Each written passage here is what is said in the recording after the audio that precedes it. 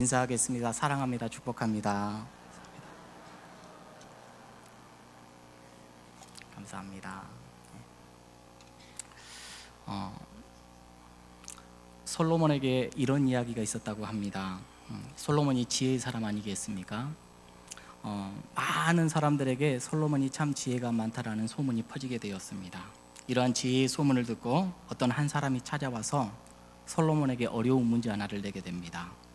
멀리 서서 똑같은 꽃 두 개를 이렇게 보여주지요. 여러분들 들어보셨을 것입니다. 그래서 어떤 꽃이 진짜이고 어떤 꽃이 가짜인지 맞춰보아라 라는 이러한 곤란한 질문을 하게 됩니다. 이때 솔로몬은 지혜를 발휘하게 되지요. 가만히 있다가 옆에 있는 신하에게 창문을 열라고 이야기를 합니다. 어떻게 되었을까요? 조금 기다리니까 진짜 꽃에 나비가 찾아옵니다. 벌들이 찾아옵니다.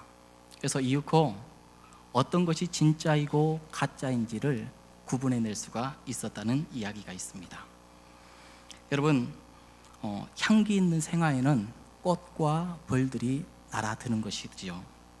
아무리 똑같이 아름다워도 향기가 없으면 나비나 벌이 절대로 날아오지 않는 법을 우리가 너무나도 잘 압니다. 중요한 게 있습니다. 어떤 향기가 나는가, 이게 굉장히 중요합니다.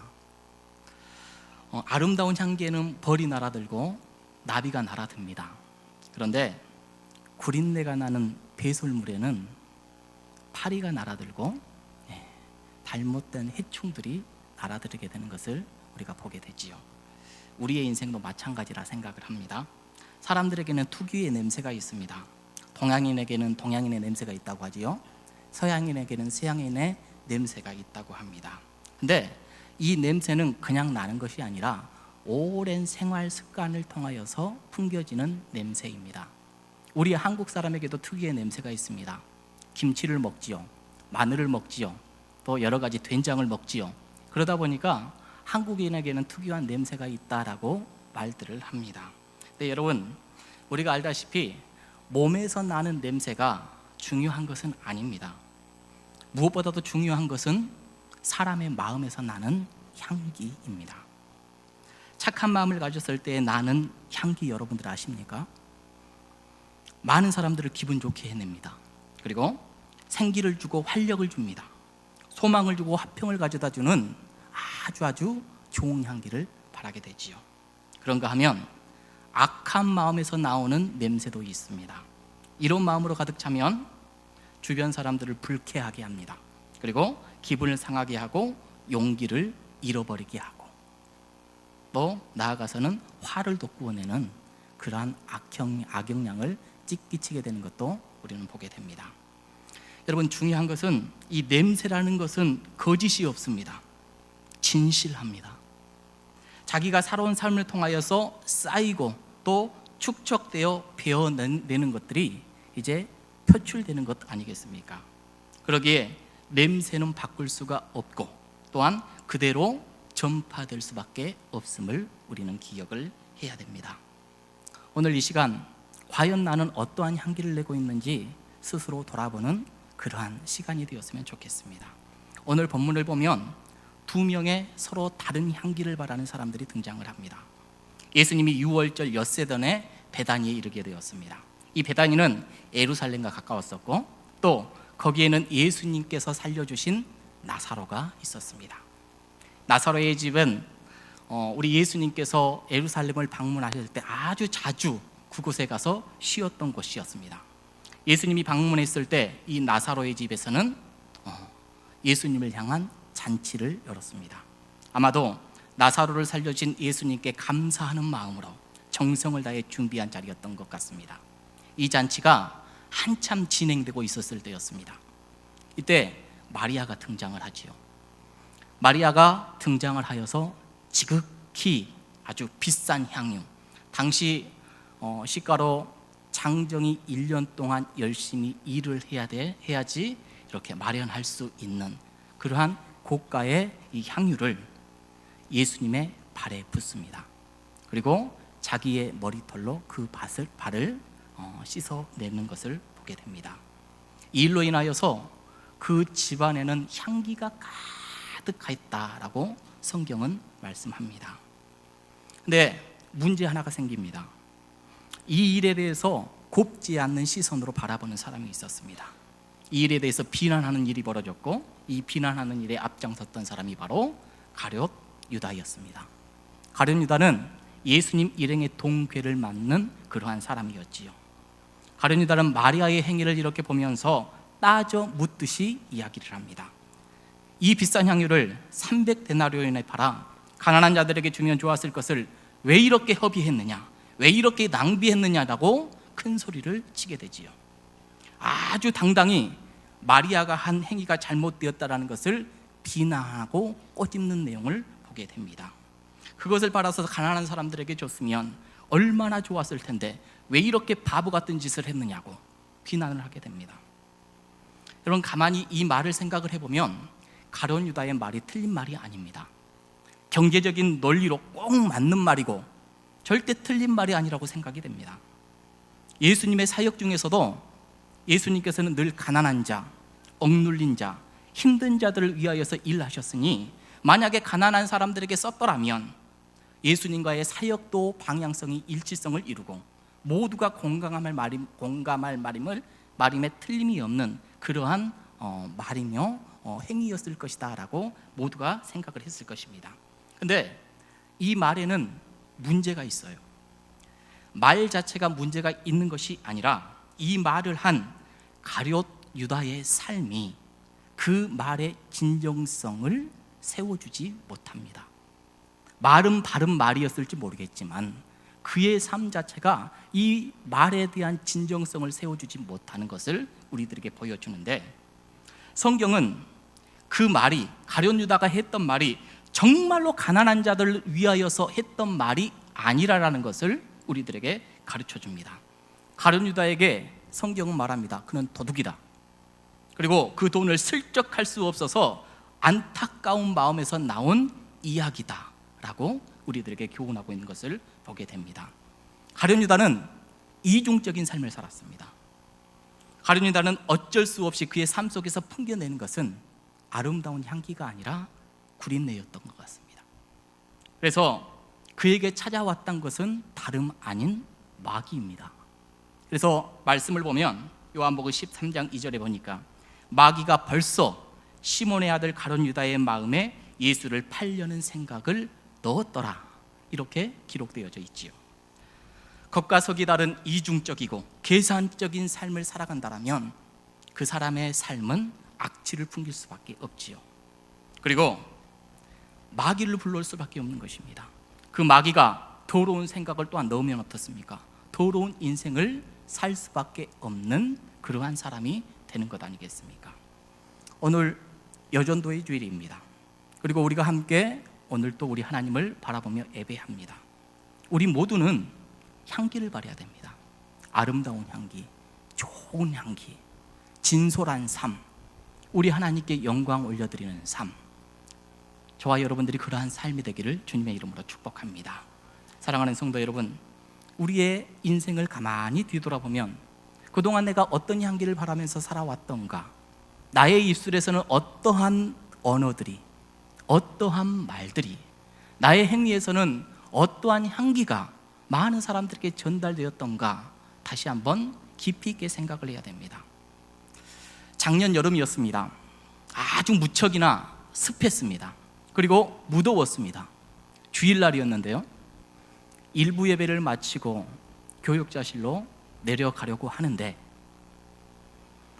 예배당에 연로하신 부부, 노부부, 한 분은 집사님이시고 한 분은 집사님이 아니셨던 것 같아요. 이 남자 집사님이 기력이 쇠하였었는데 그대로 앉아 있는 거예요. 옆에서 여자 집사님이 함께 가자고 거들지만은 힘이 없으십니다. 그래서 좀 도와주려고 옆으로 가서 이렇게 부축을 하려고 하니까 이 여자 집사님께서 괜찮다고, 조금만 있으면 기력을 회복하실 거라고, 괜히 피해를 줄까봐 이렇게 했던 말인 것 같았습니다. 그런데 얼마 지나지 않아 이 아내 되시는 이 집사님이 남편을 부축하고 이제 승강기를 타려고 앞으로 가셨습니다. 근데 이 남편분께서 온몸의 기능이 그냥 다 이렇게 좀 좋지 않았나 봐요. 대변을 쏟아냈습니다. 여러분, 그런데 그 순간 거기에 향기가 풍겼습니다. 어떤 향기였을까요? 참 곤란한 상황이 일어났지 않겠습니까? 근데 세 분의 권사님이 나타나셨습니다. 제가 봤을 때는 천사와도 같았습니다. 한 분의 권사님은 뒤에서 꼭 껴안습니다. 이렇게 버티신 거죠. 껴안고. 그리고 두 분의 권사님께서는 바닥에 떨어진 그 오물들, 옷에 묻어있는 오물들, 신발에 묻어있는 오물들을 닦기 시작을 합니다. 아내 되시는 그 집사님은 이 상황을 보면서 몹시 미안해 하십니다. 막 당황스러워 하십니다. 눈물을 막 흘리면서 어떡하냐고, 너무나도 죄송하다고, 어떻게 해야 되냐고. 그런데 이 세 분의 권사님께서는 아무 일도 아니듯이 웃으시면서 괜찮아요, 괜찮아요, 그럴 수 있습니다. 투닥이면서 괜찮아요, 안심을 시키십니다. 그리고 그 상황이 다 정리되니까 우리 젊으신 오남성교회 우리 집사님 한 분이 오셔서 이 어르신을 집에까지 안전하게 모셔다 드렸습니다. 이 모습을 지켜보면서 그곳에서 나는 냄새가 아름다운 향기가 되었습니다. 사랑하는 성도 여러분, 우리의 삶에 머무는 곳에 이런 아름다운 향기를 날마다 바라시기를 주님의 이름으로 축복합니다. 여러분들의 집이, 우리 교회가, 그리고 세상으로 우리가 나아가는 그 현장이 아름다운 향기로 날마다 채워져야 될 줄로 믿습니다. 오늘 말씀 속에 보니까 나사로의 집에 아름다운 향기가 발했습니다.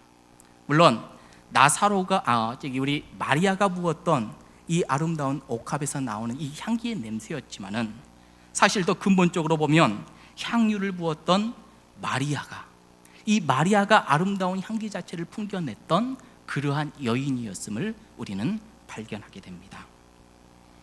오늘 이 마리아를 우리 예수님께서는 이렇게 말씀하시지요. 온 천하에 어디서든지 복음이 전파되는 곳에서 이 여자가 행한 일도 말하여 그를 기억해라, 이렇게 말씀을 합니다. 사랑하는 성도 여러분, 우리는 향기를 풍겨야 됩니다. 할 수만 있으면 오래 남을 수 있는 그런 진한 향기를 늘 풍기셔야 됩니다. 오늘 마리아는 풍겨내온 향기 가운데 특별히 감사의 향기가 굉장히 진했던 것 같습니다. 오늘 말씀을 보니까 1절에 이곳은 예수께서 죽은 자 가운데서 살리신 나사로가 있는 곳이라 그러고, 2절에 보니까 거기서 예수를 위하여 잔치하였다라고 했지요. 이러한 말씀을 보면 이들 가족들은 나사로를 죽은 지 나흘 만에 살려주신 일에 대하여 너무나도 큰 감사와 고마움이 있었던 것 같습니다. 그 고마움을 표현한 것인지 잔치를 벌였고, 또한 마리아가 향유를 부었다라고 오늘 말씀은 우리들에게 가르쳐 줍니다. 향기 나는 인생이 되기 위하여서 가장 필요한 조건이 있다면 감사입니다. 감사가 없는 인생은 향기가 날 수가 없어요. 향기 나는 인생을 위해서는 감사가 꼭 필요한 것입니다. 마리아의 삶, 그리고 가룟 유다의 삶의 차이는 다른 것에 있지 않습니다. 감사의 차이입니다. 마리아는 예수님을 만남이 인생의 가장 큰 복임을 알았습니다. 함께 있다라는 그 자체가 감사의 조건이었습니다. 가룟 유다는 어찌 보면 감사할 조건이 더 많은 사람이었을지 모릅니다. 그런데 감사가 없었습니다. 그리고 그는 좋은 향기를 내지도 못했습니다. 마리아와 가룟 유다의 공통점을 찾아본다면 이 두 사람은 예수님과 함께함입니다. 마리아는 예수님과 함께함이 감사였어요. 그런데 가룟 유다는 예수님과 함께함이 예수님을 이용한 조건이었습니다. 이분을 통하여서 내가 뭘 얻을 수 있을까? 여러분, 우리의 삶 속에 진정한 감사의 조건이 무엇인지를 다시 한번 확인했으면 좋겠습니다. 여러분들의 인생은 어떤 향기를 풍깁니까? 우리는 그런 존재 아니었습니까? 더러운 존재, 죄 많은 인생, 구린내가 가득했던 우리의 삶의 인생이 바로 나 아니었는지요. 그런데 우리 예수님께서 찾아와 주셨습니다. 함께하여 주십니다. 예수님을 통하여서 하나님의 자녀가 되었고, 우리는 예수님의 향기를 풍기는 그러한 사람으로 우리 주님께서 세워 주시었습니다. 우리 예수님과 함께함이 우리들에게는 가장 큰 능력이요, 가장 큰 기쁨이요, 향내나는 삶을 살기 위한 조건임을 우리는 기억해야 됩니다. 죄의 냄새, 악취나는 내 인생에 찾아오셔서 죄의 사슬을 완전히 끊어버리셨던 그 예수님, 그 예수님과 함께함이 우리 삶의 가장 큰 감사의 조건임을 절대로 잊어서는 안 된다는 것입니다. 마리아는 그의 인생에 예수님을 만난 것이 가장 큰 감사의 조건이었습니다. 예수님과 함께 했더니 즐거웠고, 예수님과 함께 했더니 삶의 문제가 다 해결돼 버린 거예요. 그런데 가룟 유다는 예수님을 만나서 과연 이분을 통해서 내가 뭘 얻게 될까, 늘 그런 생각, 계산적인 생각만 가득했던 거예요. 그러니 그의 인생 가운데서는 늘 계산적인 삶, 구린내가 나는 삶이 가득했던 것이지요. 사랑하는 성도 여러분, 우리는 감사의 삶을 살아내야 됩니다. 감사의 삶에는 향기로운 냄새가 더불어 나온다라는 것을 절대 잊지 마시기 바랍니다. 두 번째, 마리아에게는 감사의 향기와 더불어 헌신의 향기가 가득했던 그러한 여인이었습니다. 마리아가 예수님께 부은 향유는 마리아의 전 재산이었습니다. 그에게 남은 인생이었다라고 해도 과언이 아닙니다. 이스라엘에 남자가 태어나면 남자에게 태어나는 그 즉시 마당에 나무를 심는다고 합니다. 그래서 그 아이가 성장해서 결혼할 때 집 짓는 일에 사용을 한다고 하지요. 그리고 여자아이가 태어나면 옥합을 삽니다. 그래서 여유가 생길 때마다 향유를 사서 조금씩 모아둡니다. 이렇게 모은 향유는 나중에 결혼 지참금이 되게 됩니다. 이 향유는 자신의 미래예요. 마리아는 이렇게 결혼을 위하여서 모은 전 재산을 단 한순간에 예수님을 위하여서 부어버립니다. 미래를 포기하고 결혼을 포기합니다. 마리아가 이렇게 전 재산, 자기의 모든 것들을 예수님을 위하여서 버릴 수 있었던 것은 예수님이 진정한 구주이심을 알았습니다. 하나님이심을 알게 되었습니다. 내 모든 것들을 다 바칠 만한 분임을 알았기 때문에 그는 아깝지가 않았습니다. 자기 오빠를 살려주는 그러한 과정을 보았고, 예수님의 말씀을 경청하는 모습을 통하여서 마리아가 진정한 하나님이 어떤 분인지, 예수님이 어떤 분인지를 깨달았음을 우리는 기억해야 됩니다. 사랑하는 성도 여러분, 우리는 기억이 돼야 돼요. 우리 인생에 누구에게 헌신하느냐, 이게 굉장히 중요한 거예요. 어떤 사람은 자기 자신밖에 모릅니다. 온전히 자기에게만 헌신합니다. 이 사람은 이기적일 수밖에 없고, 이 사람에게는 절대 향기를 찾아볼 수가 없지요. 아름다운 향기 나는 사람이 되기 위하여서는 우리 예수님께, 하나님께 헌신해야 됨을 우리는 기억해야 됩니다. 선한복자교회 유기성 목사님의 책에 실린 글입니다. 서울에 있는 경동제일교회가 있는데, 이 교회는 오랜 역사를 자랑하는 교회입니다. 그 교회에 엄영수라는 분이 계셨어요. 영수라는 직책은 오늘날로 이야기하면 장로의 직책과 같습니다. 이 사람은 장로로서 교회에 열심히 일을 했고 충성스러운 삶을 살았습니다. 그의 직업이 무엇이었냐면 왕손을 모시는 마부였어요. 하루는 왕손을 모시고 지방으로 말을 끌고 여행하던 중에 왕손에게 감히 전도를 했다고 하지요. 나으리, 예수님 믿으십시오. 그러자 왕손이 마부에게 빈정대며 이렇게 이야기를 합니다. 예수를 믿으면 너 같은 상놈이 양반이라도 된다는 것이냐? 그때 엄영수가 이렇게 대답을 합니다.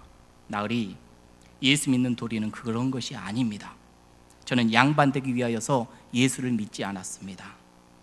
오히려 저는 마부의 노릇을 더 잘하기 위하여서 예수를 믿는 것입니다. 이렇게 대답을 했다고 하지요. 이 말을 들은 왕손은 마음에 큰 감동을 받습니다.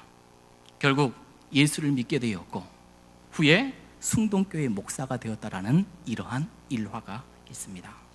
사랑하는 성도 여러분, 예수님께 헌신한다라는 것은 다른 사람을 더 잘 섬기는 것과 마찬가지입니다.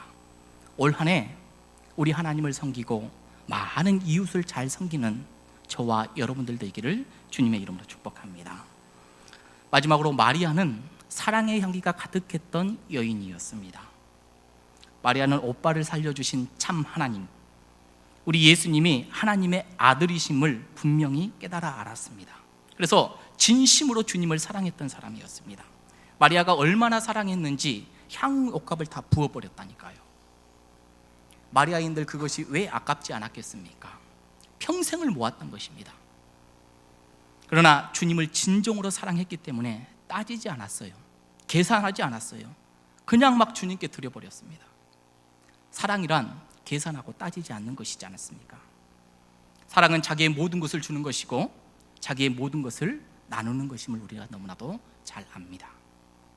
여러분, 지난 9일 날 장신대 비전센터 건축기금 약정식 이렇게 했잖아요.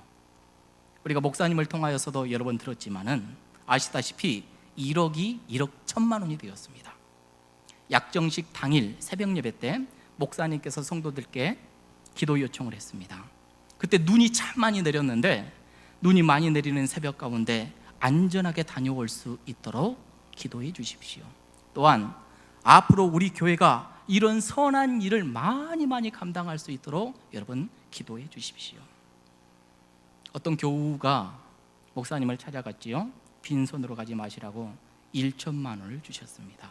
그래서 1억을 약정하려고 예정했는데 1억 1천만 원이 되었고, 또 당일에 1천만 원을 직접 전달하는 그러한 일화가 우리의 삶 속에 있습니다. 여러분, 이거 쉽지 않은 일입니다. 아무리 물질이 많은 사람도 그 마음에 감동이 없다면 100원도 쓰기 쉽지 않습니다. 반대로 아무리 가난해도 마음이 있으면 합니다. 하는 거예요. 하나님을 향한 사랑, 예수 그리스도를 향한 진정한 사랑이 있을 때 내가 갖고 있는 것이 전혀 아깝지 않는다라는 것이지요. 이런 사랑의 향기가 우리 교회에 퍼졌어요. 그리고 앞으로도 더욱 진하게 퍼질 줄로 믿습니다.